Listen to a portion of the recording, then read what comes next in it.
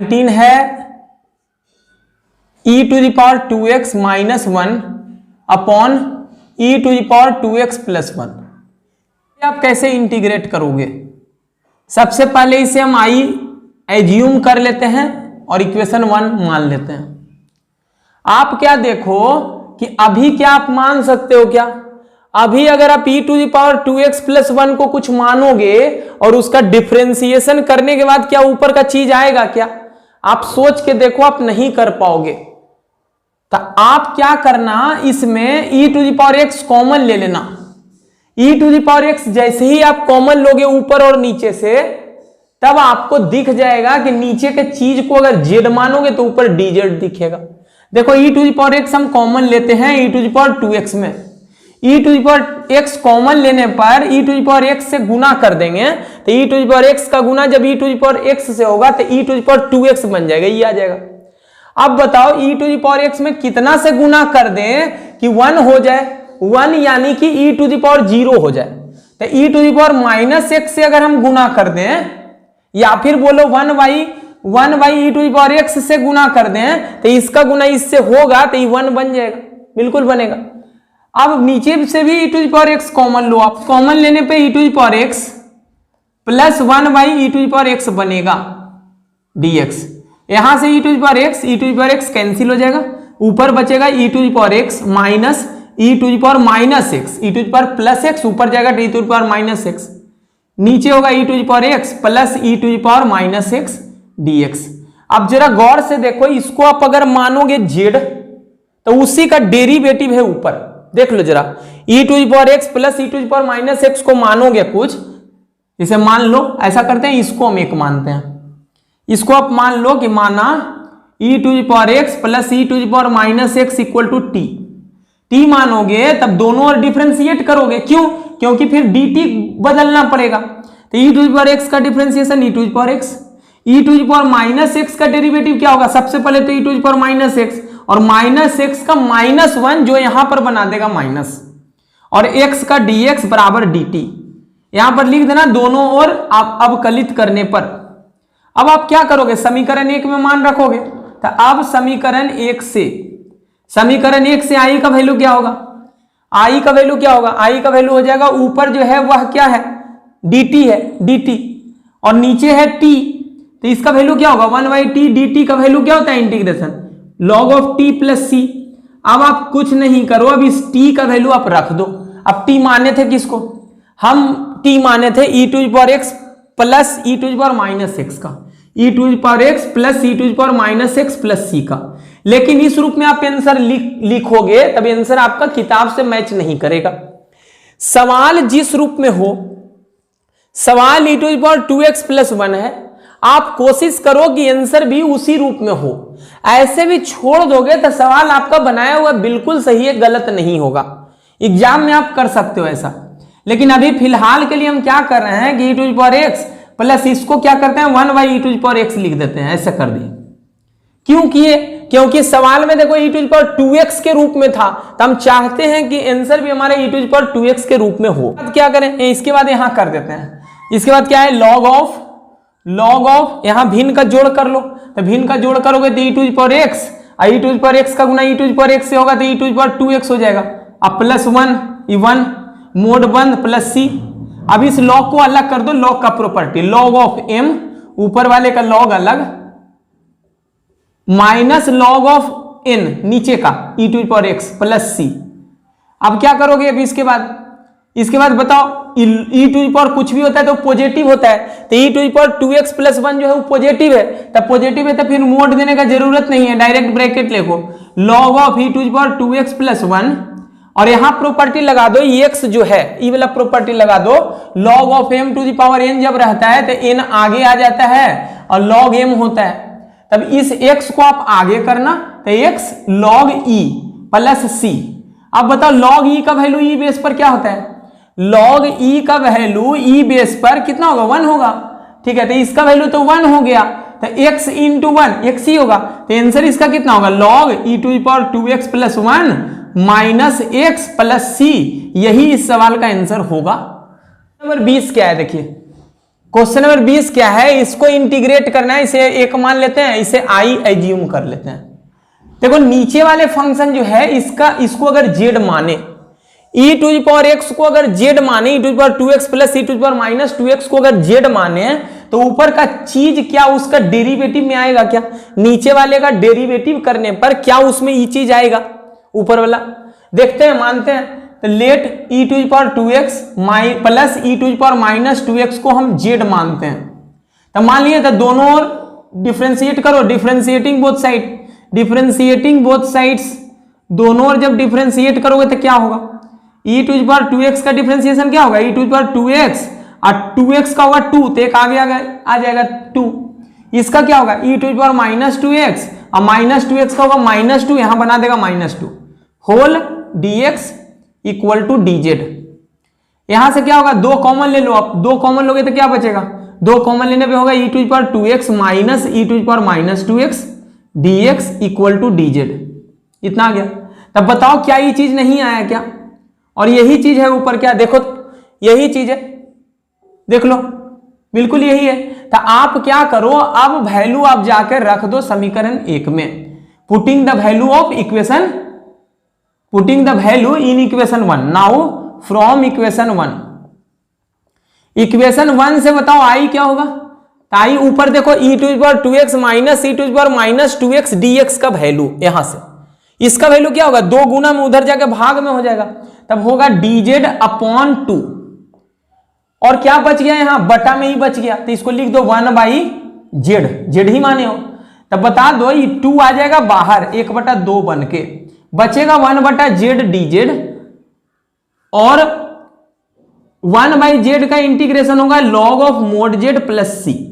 अब वैल्यू आप रख दो 1/2 लॉग ऑफ जेड, लेकिन जेड है क्या? जेड है e to the power 2x plus e to the power minus 2x plus c, और सवाल जिस रूप में था आंसर भी हमारा उसी रूप में है, इसीलिए यही आंसर। क्या है अगला? है tan स्क्वायर 2x माइनस 3। तो tan स्क्वायर 2x माइनस 3 का करना है, तो आप सबसे पहले क्या करो कि क्या अगर सवाल में कभी इंटीग्रेट करना हो tan स्क्वायर x का या फिर cot स्क्वायर x का, तब आप डायरेक्ट फॉर्मूला तो tan स्क्वायर x का नहीं पढ़े हो, लेकिन हाँ sec स्क्वायर x का पढ़े हैं।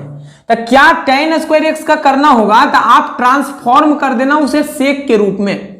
फॉर्मूला होता है tan स्क्वायर x का sec स्क्वायर x माइनस 1, फिर अलग अलग इंटीग्रेशन देना, sec स्क्वायर x का अलग फिर 1 का अलग।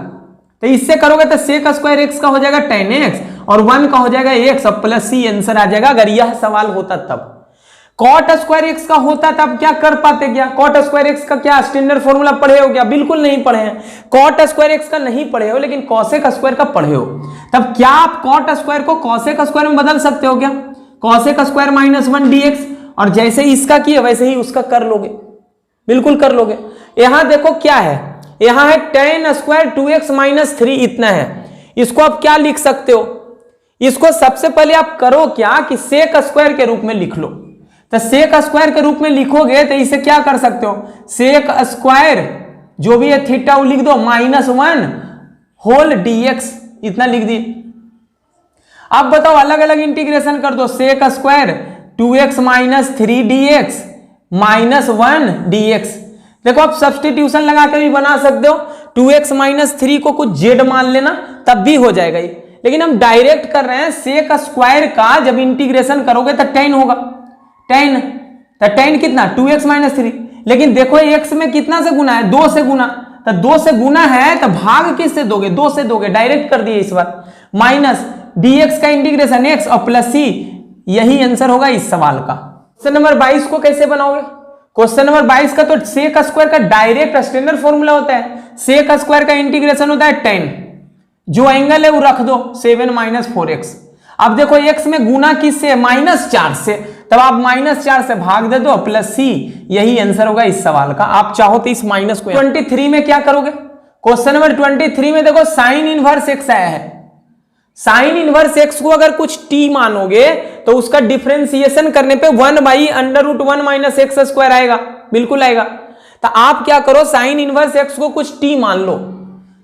साइन इनवर्स x को अगर t मानोगे, साइन इनवर्स x को अगर t माने तब यहां तो बन जाएगा टी में, तो फिर dx के रूप में इंटीग्रेट नहीं कर पाओगे तो क्या करोगे, जो माने हो उसको डिफरेंशिएट कर दो, डिफरेंशिएटिंग बोथ साइड्स। तो दोनों और अगर डिफरेंशिएट करोगे तो साइन इनवर्स x का डिफरेंशिएशन होता है 1/√1 माइनस एक्स स्क्वायर, और x का होगा dx और t का होगा dt। आप यही वैल्यू जाके वहां सब्स्टिट्यूट कर दो। देखो यहां dx by √1 minus x square है भी, और dx by √1 minus x square का वैल्यू dt है, तो वहां रखो, इसे सबसे पहले 1 मान लो। तो समीकरण 1 में फ्रॉम इक्वेशन 1 आप क्या लिखोगे, आई का वैल्यू आप लिखोगे साइन इनवर्स x को t और dx अपॉन इसको लिखोगे dt। देख लो यहां देख लो, तो t का इंटीग्रेशन t² प्लस c।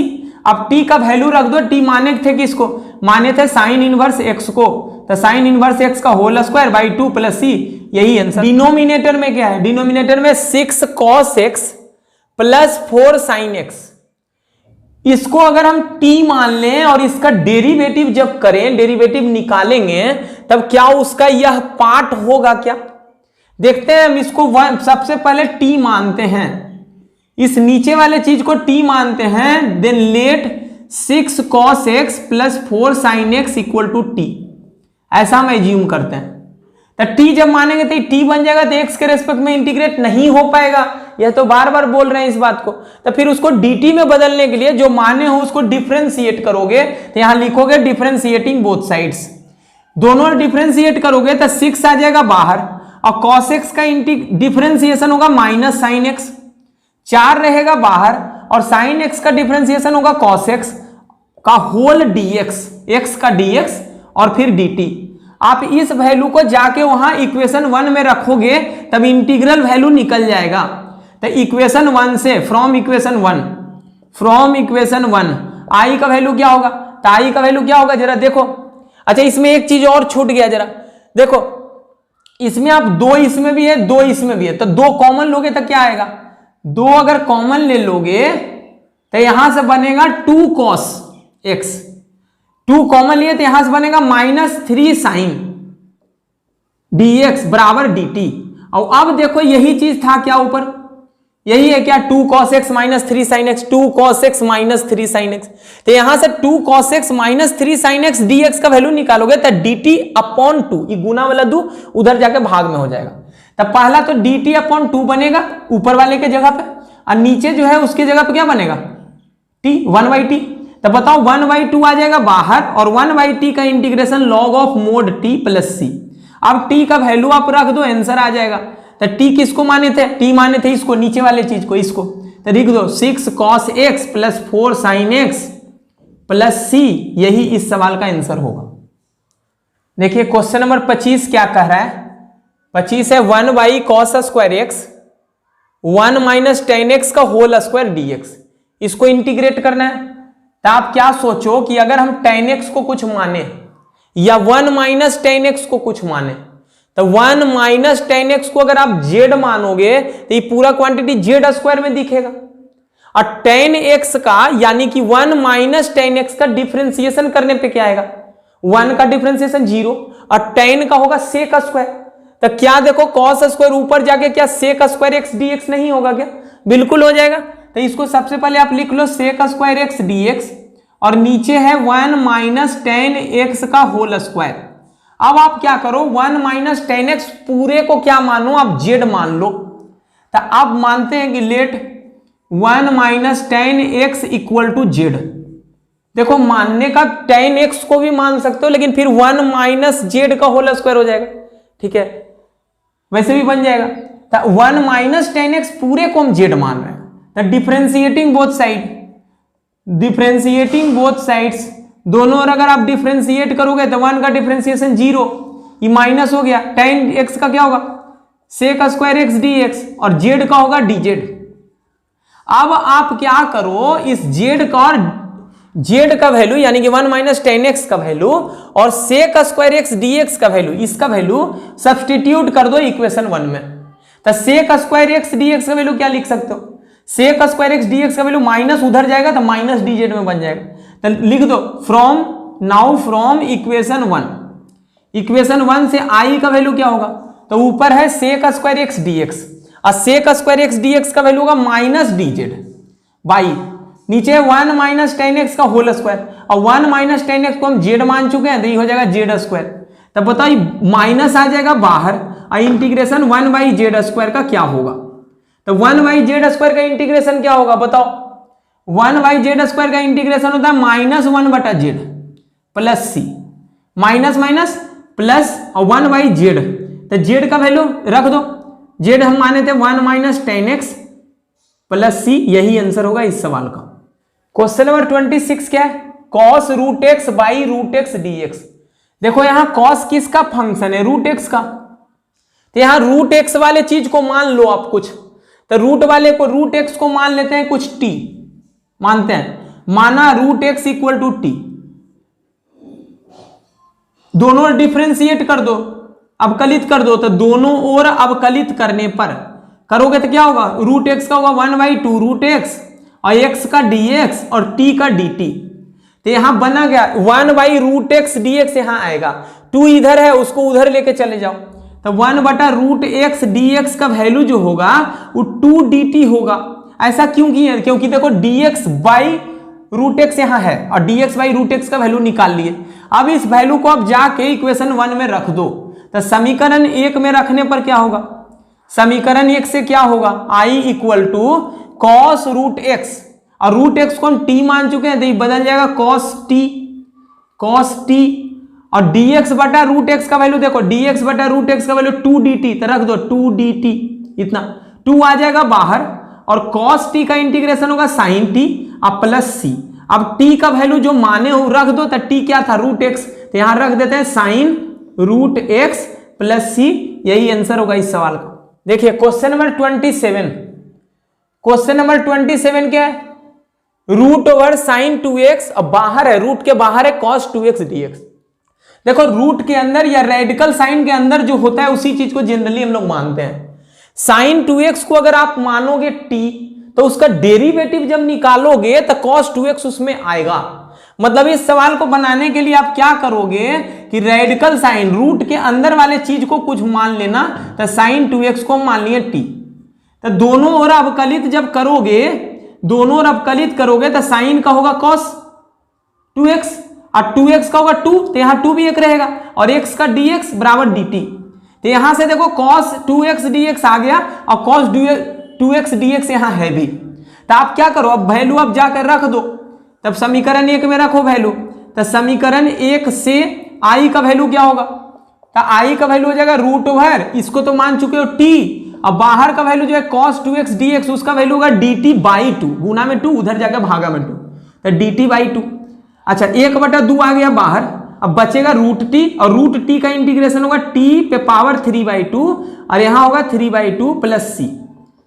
सही है, चलो ये 2 चला जाएगा ऊपर और 2 से 2 कैंसिल हो जाएगा, तो 1 बाई 3 t पर पावर 3 बाई 2, लेकिन t माने हो किसको, साइन 2x को, तो साइन 2x पे पावर 3 बाई 2 दोगे तो ट्रिग्नोमेट्री में तो ऐसे ही लिखते हैं, साइन पे पावर 3 बाई 2 2x और प्लस c, यही है। क्वेश्चन नंबर 28 में देखो रेडिकल साइन के अंदर है 1 प्लस साइन x, और 1 प्लस साइन x को अगर आप t मानोगे तो cos x dx dt में बदल जाएगा। तो बिना माने हुए डायरेक्ट हम लिखते हैं ऊपर dt और नीचे रूट t। अब बताओ 1 बाई रूट t का इंटीग्रेशन 2 रूट t, फॉर्मूला हम शुरुआत में ही याद करवाए हैं, 2 रूट t प्लस c। अब t का वैल्यू आप रख दो 2, रूट के अंदर 1 plus sign x plus c, यही आंसर होगा इस सवाल का। अच्छा यहां देखो log के अंदर है साइन x और गुना में है cot x, इतना है। तो अभी हम u गुना v का रूल तो अभी पढ़े नहीं है, इंटीग्रेशन बाई पार्ट्स में पढ़ेंगे। तो यहां पर हम किसको माने, तो dx के साथ में और क्या है, log वाले छोड़कर, और dx के साथ में और क्या है, dx के साथ में cot x है। अब जरा देखो इस log वाले चीज को अगर कुछ आप पूरे को पूरे मान लो, साइन x को मानोगे, साइन x को अगर मानोगे तब देखो यहां पर cos x अगर रहता, cos x dx, तब तो साइन x को मान लेता, लेकिन log ऑफ साइन x है, बाहर में cot x है, cos x नहीं है। इसलिए बेहतर यही होगा इस सवाल के लिए कि आप log वाले चीज को पूरे को मान लो। तो माना log साइन x को आप t मान लो, तो t मानोगे तो डिफरेंशिएट करोगे, तो दोनों ओर अवकलित करने पर, इंपॉर्टेंट सवाल है, ध्यान से देखना इस सवाल को, तो दोनों और अगर आप कलित करोगे तो log का डिफरेंशिएट होता है 1/x, लेकिन x के जगह तो sin x है, तो log sin x का sin x के रेस्पेक्ट में होगा 1/sin x, फिर sin x का करोगे x के रेस्पेक्ट में तो cos x, और फिर x का करोगे तो dx बराबर dt। इतना हो गया। अब बताओ cos बटा sin क्या होता है? cot होता है, cot x dx बराबर dt। तो देखो इसको जब आप माने तो dx के साथ वाला चीज देखो आ गया, cot x dx का वैल्यू क्या हो गया? dt। तो अब आप क्या करो, वैल्यू जाके वहां सब्स्टिट्यूट कर दो समीकरण 1 में। तो समीकरण 1 से क्या बोलोगे? समीकरण 1 से कहेंगे कि i का वैल्यू जो होगा वो cot x dx, तो cot x dx का तो वैल्यू आ गया dt, और क्या बचा? log sin x, और log sin x को आप माने हो क्या? t। तब बताओ t का इंटीग्रेशन क्या होगा? t² + c। अब t का वैल्यू आप रख दो, माने थे कि इसको t, log of sin x को, तो log ऑफ sin x हो गया इसका होल स्क्वायर, t का होल स्क्वायर था /2 + c। यही इस सवाल का आंसर होगा। इस सवाल तो बहुत ही आसान है। इस 1 + cos x को आप मान लो z मानोगे, डिफरेंशिएशन जब निकालोगे तो आएगा -sin x dx, लेकिन ऊपर है यहां sin x dx, मतलब ये dz नहीं होगा बल्कि -dz होगा। करोगे आप डिटेल तब, और इसका वैल्यू तो z, तो माइनस आ जाएगा बाहर, और 1/z का log ऑफ z + c। अब आप क्या कर सकते हो? माइनस log, अब z किसको माने? 1 + cos x को, इसको रख दो 1 + cos x + c। यही इस सवाल का आंसर होगा। सही है, 1 + cos x को अगर आप मानोगे z, तो नीचे हो जाएगा z का स्क्वायर, उसका डिफरेंशिएशन करोगे 1 + cos x का, तब -sin x dx होगा, जबकि यहां sin x dx है। तो नीचे वाले चीज को 1 + cos x को आप z पहले मान लो, तो ये हो जाएगा z का स्क्वायर, तो ऊपर जो होगा वो होगा -dz। इतना होगा। यहां पर चाहो तो ब्रैकेट में लिख दो कि 1 + cos x बराबर z माने हैं इसीलिए, ठीक है। तब अब क्या होगा? -1/z², माइनस आ गया बाहर, और 1/z² का इंटीग्रेशन क्या होता है? फॉर्मूला के रूप में याद किए होगे, 1/z² का इंटीग्रेशन होता है -1/z अब प्लस c, तो माइनस माइनस प्लस, और 1/z है, और z का वैल्यू है 1 + cos x, यहां प्लस c दे दो। यही आंसर होगा इस सवाल का 31 का। अगला क्वेश्चन है 32, i = इंटीग्रेशन का साइन 1/1 + cot x dx। अच्छा, इस टाइप का सवाल तो हम बता चुके, एग्जाम्पल का सवाल हम बनाए 6 नंबर, 6 का थर्ड, एग्जाम्पल का 6 का थर्ड। कैसे किए थे? इसको सबसे पहले आप साइन कॉस में बदल दो, कॉट को लिख सकते हो कॉस बटा साइन, फिर आप क्या कर लो? एलसीएम ले लो, इसका एलसीएम लो, एलसीएम लोगे तो नीचे साइन एक्स आएगा जो कि ऊपर चला जाएगा, साइन एक्स बाई क्या बचेगा? साइन एक्स गुना 1, sine x plus cos x, तो ऐसे लिख देते हैं हम, cos x plus sine x, ऐसे लिख देते हैं dx।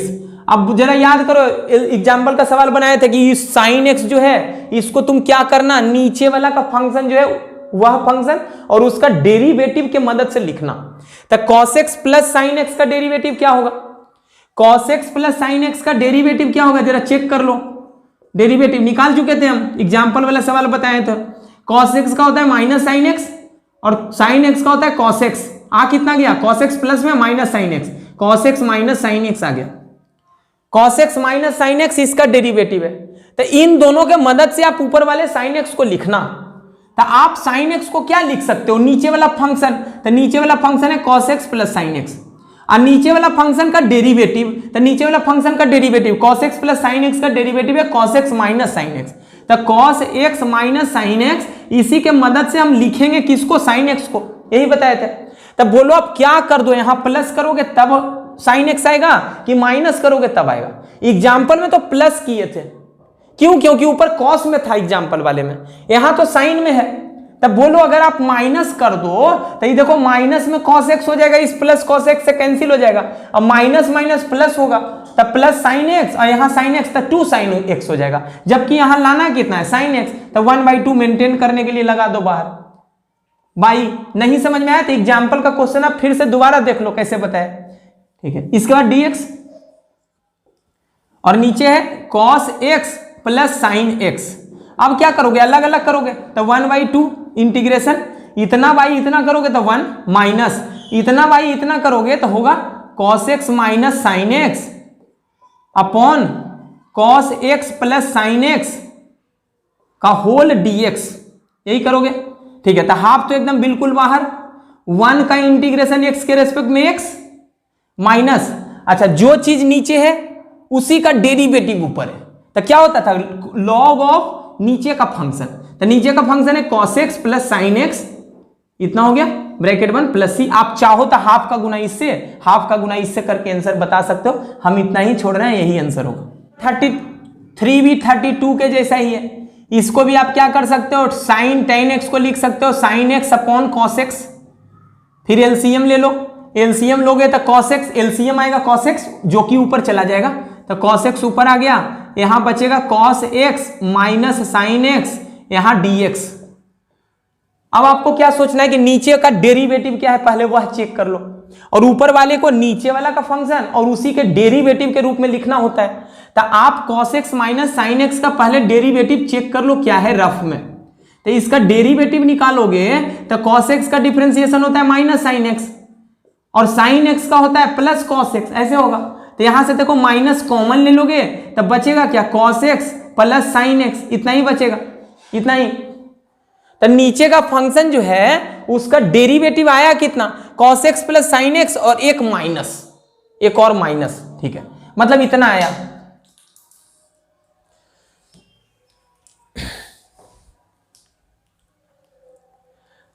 अब आपको क्या सोचना है, आपको सोचना है कि इस cos x को आपको लिखना है इसके रूप में और इसका डेरिवेटिव जो है इतना उसके रूप में, कैसे लिखोगे, तो सबसे पहले इस फंक्शन को लिख दो cos x plus sign x, नीचे का चीज लिख दो, इसका जो डेरिवेटिव है वह भी लिख दो, ब्रैकेट में चलो लिख दो, इसी रूप में लिख दो, इसी रूप में, इसी रूप में, minus cos x minus sine x, ऐसे लिख दिए।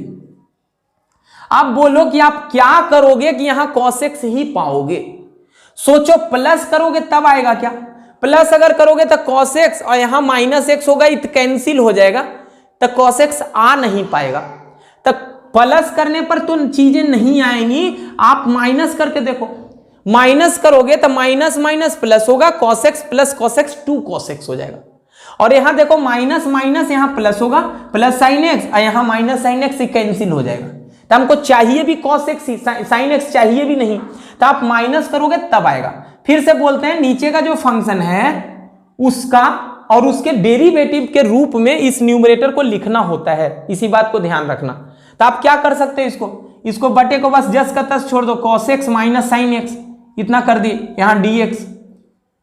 इसके बाद क्या करो, आप अलग अलग पर कर लो फंक्शन को, दोनों को अलग अलग कर लो, तो इंटीग्रेशन इतना बाई इतना करोगे तो 1 आएगा, फिर आ गया माइनस इतना बाई इतना लिख लो, अच्छा माइनस माइनस प्लस बिल्कुल भी मत करना, अभी वैसे ही छोड़ दो, क्यों, क्योंकि इसका डेरिवेटिव पूरा इतना था माइनस में, तो इसको जस्ट का तस छोड़ दो, minus of cos x minus sine x इतना हो गया upon cos x minus sine x का होल dx,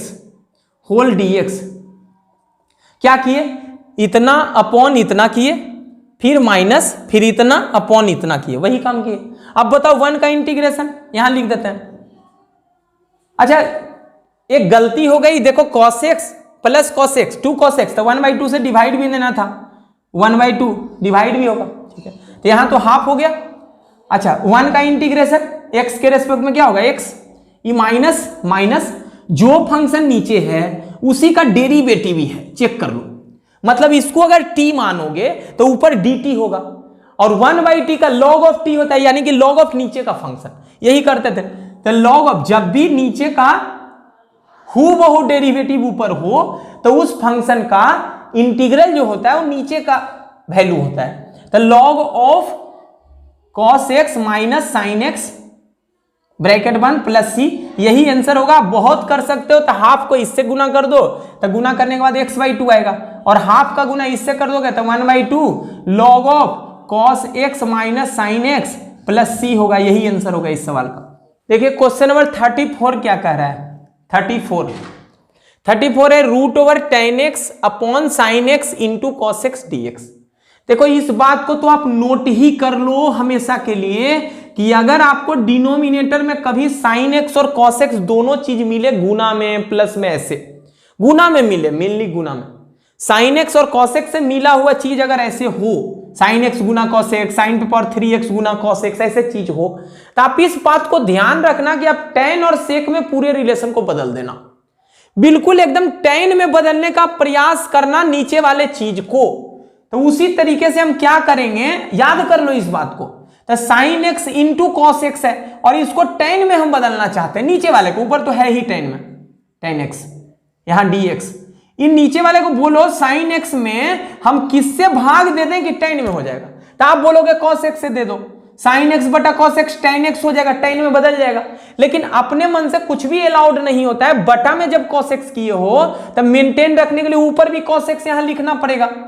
लेकिन सवाल में cos x पहले से एक और था, यानी कि cos x गुना cos x यानी कि cos स्क्वायर x लिखना होगा। तब देखो ये cos x से एक cos x कट जाएगा, cos x और cos x बच जाएगा, मेंटेन रख दिए। क्यों किए cos x से भाग tan में बदलने के लिए। अब बताओ रूट ओवर tan x, इसको क्या लिख सकते हो आप, साइन बटा कॉस tan, इसीलिए तो किए थे। और गुना क्या हो गया कॉस स्क्वायर। तो कॉस स्क्वायर जब ऊपर जाएगा तो हो जाएगा सेक स्क्वायर। बस हमें यही चाहिए था कि dx के साथ में सेक स्क्वायर हो जाए, dx के साथ में सेक स्क्वायर हो। अब बाकी जो एक्सप्रेशन पूरा बचे वो tan में बचे, बस इसी बात का ख्याल रखते हैं। अब क्या करो, आप सब्सटीट्यूशन लगा लो। अब मान लो, माना let tan x equal to z, tan x equal to z मानोगे तो दोनों ओर जब डिफ्रेंशिएट करोगे, इसीलिए सेक स्क्वायर x dx का वैल्यू जो होगा वो dz के बराबर होगा। कर लिए, डिफ्रेंशिएट कर दिए दोनों ओर। अब इसका वैल्यू आप समीकरण 1 में रख दो। तो now from equation 1, now from equation 1 से, इक्वेशन 1 से आई का वैल्यू क्या होगा देखो जरा, रूट ओवर tan x यानी कि root over z upon root z, अच्छा सिर्फ जेड है, tan x रूट में नहीं है नीचे। ये सेक स्क्वायर x dx को लिख सकते हो dz, ये तो कैंसिल हो जाएगा, रूट जेड और नीचे है जेड, तो कटेगा तो नीचे बच जाएगा रूट जेड dz। अब 1 बाई रूट जेड का इंटीग्रेशन क्या होगा, 2 रूट जेड प्लस सी, फॉर्मूला पड़े हो 1 बाई रूट जेड dz का 2 रूट जेड, तो 2 रूट, अब जेड माने थे किसको, tan x को, प्लस सी, यही आंसर होगा इस सवाल का। देखिए question number 36, x plus 1 into x plus 1 log x का whole square by x dx। आप इस पर गौर करो कि यह स्क्वायर है किस पर, तो स्क्वायर है x प्लस लॉग एक्स पर।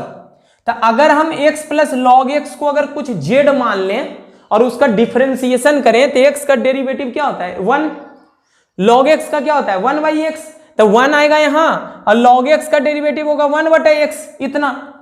और जरा क्या ये चीज है उसके अलावा, क्या इसको छोड़ के है क्या, जरा देखो तो देखो ना, इसको एलसीएम लोगे तो x, यहां से x गुना 1x प्लस 1 देखो आ गया, और है x प्लस 1 बाई एक्स है। तो ये पक्का है कि आपको मानना किसको है, मानना है किसको मानोगे, स्क्वायर जिसका है, तो स्क्वायर है x प्लस लॉग एक्स को, तो इसको मान लो z। तो इसको जैसे ही z मानोगे तो दोनों ओर डिफरेंशिएट करोगे, तो डिफरेंशिएटिंग बोथ साइड, या लिख दो दोनों ओर अपकलित करने पर, दोनों ओर अपकलित करोगे तो x का 1 लॉग x का होगा 1 बटा x, यहां dx बराबर dz। अब आप क्या कर लो, एलसीएम ले लो, तो एलसीएम लोगे तो x, यहां से बचेगा x प्लस 1 dx बराबर dz। तो देख लो जरा, इसको छोड़कर बाकी जो चीज है वही है, x plus 1 by x dx वही है। तो अब क्या करो, आप समीकरण 1 में अब जाकर सब्सटीट्यूट कर दो। तो अब समीकरण 1 से, अब समीकरण 1 से बोलो i का वैल्यू क्या होगा, तो i का वैल्यू होगा, ये तो हो जाएगा z का स्क्वायर, और बाकी जो जब बचा x plus 1 by x by x dx, उसको क्या लिख सकते हो dz। अब z स्क्वायर का इंटीग्रेशन क्या होता है, Z Q upon 3 plus c. अब z का वैल्यू रख दो, z किसको माने थे, z माने थे x प्लस लॉग एक्स को, देखो तो यहां रख दो x प्लस लॉग एक्स का होल क्यूब बाई 3 और प्लस सी, यही आंसर होगा इस। देखिए क्वेश्चन नंबर 37 क्या है, x cube into sine tan inverse x पे पावर 4 बाई 1 प्लस एक्स पे पावर 4।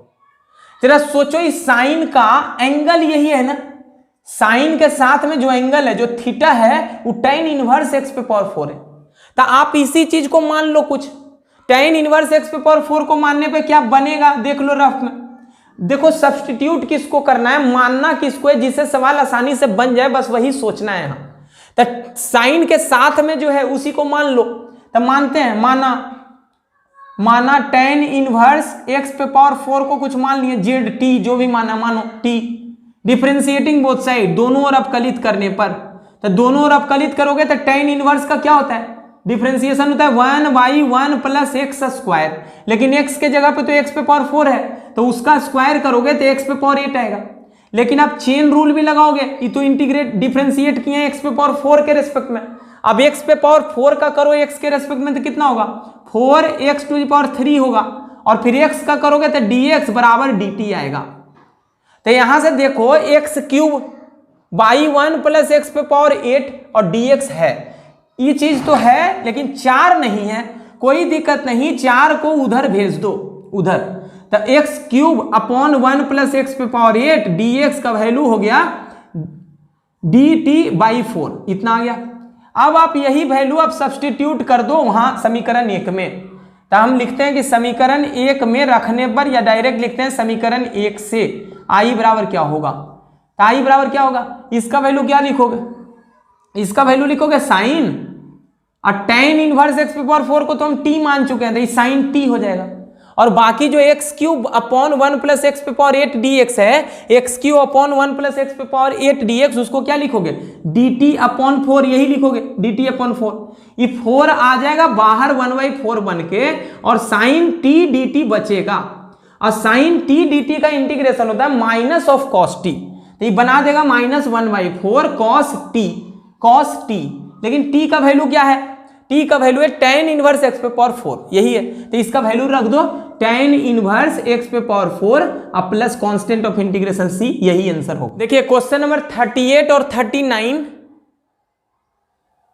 ऑब्जेक्टिव क्वेश्चन है, जो आपके एग्जाम पॉइंट ऑफ व्यू से बहुत ही इंपॉर्टेंट है, तो इसको आप कैसे करोगे, बस यही सब्स्टिट्यूशन मेथड पे आधारित है।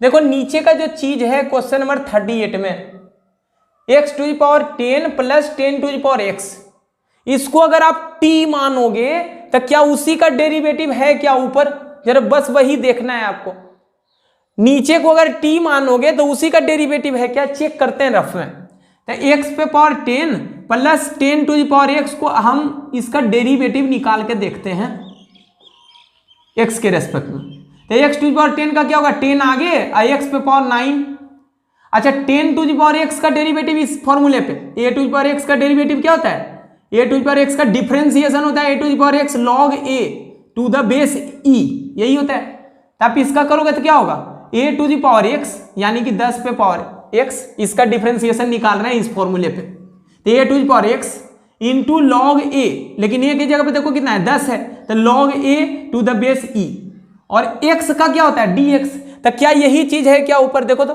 10x to the power 9 plus 10 to the power x log 10 base e है, बिल्कुल है, इसका मतलब इसको अगर आप t मानोगे तो ऊपर जो होगा वो बिल्कुल एकदम dt हो जाएगा, तो 1/t dt का क्या होता है, नीचे जो है उसी का डेरिवेटिव ऊपर जब रहता है तो log ऑफ नीचे का चीज, तो log ऑफ नीचे का चीज कौन किस में है जरा देख लो, एकमात्र ऑप्शन डी में है log ऑफ नीचे का चीज, देखो x पे पावर 10 और 10 टू द पावर x, यही आंसर होगा ऑप्शन नंबर डी। उम्मीद करते हैं समझ गए होंगे। क्वेश्चन नंबर 39 क्या है, देखो वापिस से आगे हम बताए थे कि डिनोमिनेटर में अगर ऐसे हो गुना के रूप में तो आप कोशिश करो उसको tan में और sec में बदलने का, मतलब dx के साथ sec स्क्वायर रखना और बाकी हर एक चीज tan के रूप में लाना, तो देखो इसको क्या करोगे, इतना है dx बटा है sine square into cos square, ऐसे है, तो आप कोशिश करो कि इसको tan में बदलने का प्रयास करो, इस चीज को, इसको tan में बदलोगे तो क्या लिखोगे जरा बताओ, साइन स्क्वायर को अगर हम कॉस स्क्वायर से भाग दे दें तो क्या tan में आ जाएगा क्या, बिल्कुल आ जाएगा, लेकिन अपने मन से कॉस स्क्वायर नीचे लिखे हो तो ऊपर भी कॉस स्क्वायर लिखना पड़ेगा, बिल्कुल लिखना पड़ेगा, अब सवाल में पहले से एक और कॉस स्क्वायर था, तो अब इसको क्या करोगे आप, ये कॉस स्क्वायर तो ऊपर जाके सेक स्क्वायर एक्स dx, वही बोले थे कि dx के साथ सेक स्क्वायर रखना और बाकी हर चीज tan के रूप में रखना, तब बताओ ये तो बन जाएगा 1/sin स्क्वायर बटा कॉस स्क्वायर tan स्क्वायर हो गया,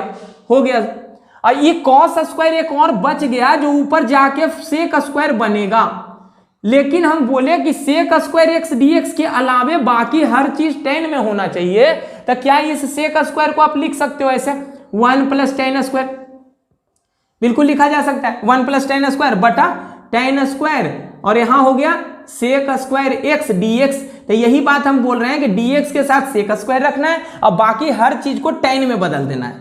अब क्या करो आप अलग अलग कर लो, तो 1/tan स्क्वायर करोगे तो cot स्क्वायर, और फिर करोगे tan स्क्वायर बटा tan स्क्वायर जो कि बन जाएगा 1 बिल्कुल होगा, ठीक है। या फिर ऐसे ही रहने दो, ऐसे ही रहने दो, आप tan को z मान लो, तो z मानोगे तो ऊपर होगा 1 प्लस जेड स्क्वायर और नीचे होगा जेड स्क्वायर। देखो tan को हम z माने हैं, तो tan को z मानोगे तो सेक स्क्वायर एक्स dx जो होगा dz में बदल जाएगा। अब इसको अलग अलग कर लो, अलग अलग करोगे तो 1 बटा जेड स्क्वायर dz, फिर प्लस जेड स्क्वायर बटा जेड स्क्वायर यानी कि 1 dz। तब बताओ 1 बाई जेड स्क्वायर का इंटीग्रेशन क्या होता है, -1 बाई जेड, अब प्लस 1 का क्या होता है जेड, अब प्लस सी, इतना होगा। तब माइनस ऑफ 1 बटा जेड, जेड का मतलब क्या, जेड किसको माने थे tan x को, अब प्लस tan x प्लस सी, अगले स्टेप में tan ऊपर जाके कॉट में बन जाएगा, minus cot x plus tan x plus c, यही आंसर होगा।